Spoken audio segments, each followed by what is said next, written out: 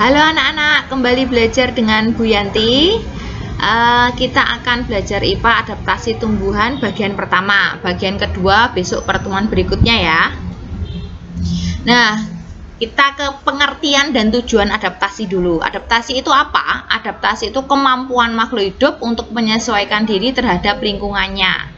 Kemampuan makhluk hidup untuk menyesuaikan diri terhadap lingkungannya. Biar apa? Ya biar makhluk hidup tersebut bisa bertahan hidup. Ya, biar bisa bertahan hidup maka makhluk hidup harus adaptasi.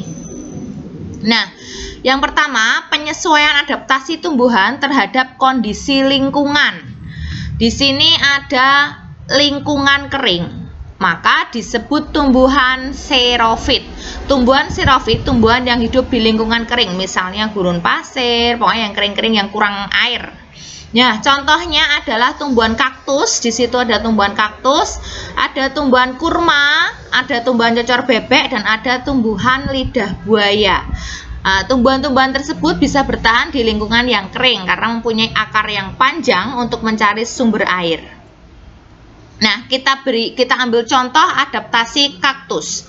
Kaktus itu mempunyai batang yang tebal berisi cadangan air. Nah, batangnya itu tebal, isinya itu cadangan air. Dan batangnya itu mempunyai permukaan lilin. Fungsinya untuk mengurangi penguapan ya. Terus kaktus itu mempunyai akar yang panjang untuk mencari sumber air. Dan kaktus itu mempunyai daun berbentuk duri untuk mengurangi penguapan. Karena kan di padang pasir itu sangat panas sekali, kaktus butuh air sehingga kaktus itu menyimpan banyak cadangan air dalam tubuhnya dan mengurangi penguapan dengan cara satu, batang berlapis lilin, dua, daun berbentuk duri. Sekarang adaptasi tumbuhan di lingkungan berkadar garam tinggi.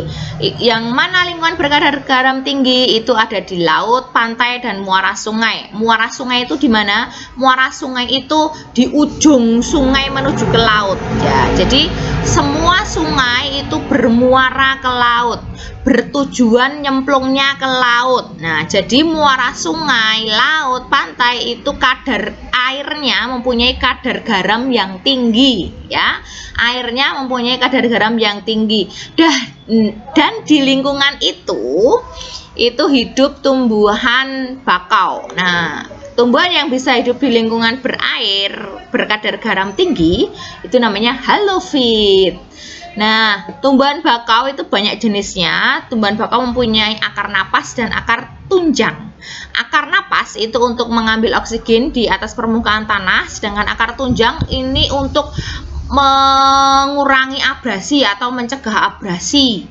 Nah, bakau ini disebut juga mangrove ya. Jadi kalau ada istilah mangrove sama juga dengan bakau. Oke?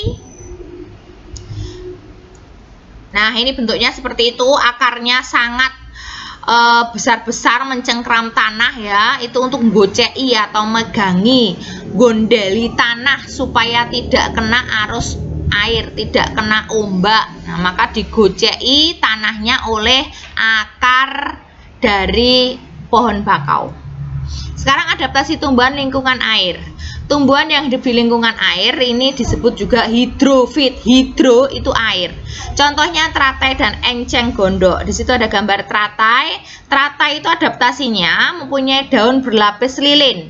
Daunnya berbentuk melebar dan tipis, itu untuk memperbanyak penguapan. Karena dia kan banyak air, jadi dia harus memperbanyak penguapan supaya tidak membusuk.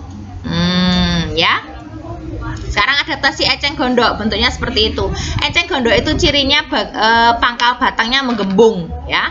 Pangkal tangkai daun berongga untuk membantu mengapung permukaan air, dan akarnya lebat untuk menjaga keseimbangan tumbuhan agar tidak terbalik. Jadi meskipun kena arus kanan kiri oke, dia tetap stay di situ, tetap tinggal di situ karena akarnya lebat sehingga dia tidak terkena goncangan arus air. Sekarang adaptasi tumbuhan di lingkungan lembab itu disebut tumbuhan higrofit ya, higrofit. Contohnya tumbuhan paku-pakuan dan begonia. Tumbuhan paku-pakuan yang hijau itu, begonia yang berdaun merah. Adaptasi tumbuhan di lingkungan kurang nitrogen, nah, seperti Venus dan kantong semar. Nah, mereka menangkap serangga untuk diambil nitrogennya untuk bertahan hidup. Venus dan kantong semar butuh nitrogen untuk bertahan hidup, ya. Nah, kalau si Venus ini kan seperti engsel pintu. Nah, ketika ada serangga datang, langsung si engsel pintunya ini akan menutup dan si serangga pasti akan mati di situ. Kalau kantong semar bentuknya seperti kantong dan di dalamnya itu ada cairan yang disukai oleh serangga, maka dan licin. Jadi kalau serangga angok-angok ke situ akan kepleset dan tidak akan bisa naik lagi dan sudah mati di situ. Biasanya semut yang banyak terjebak di kantong semar.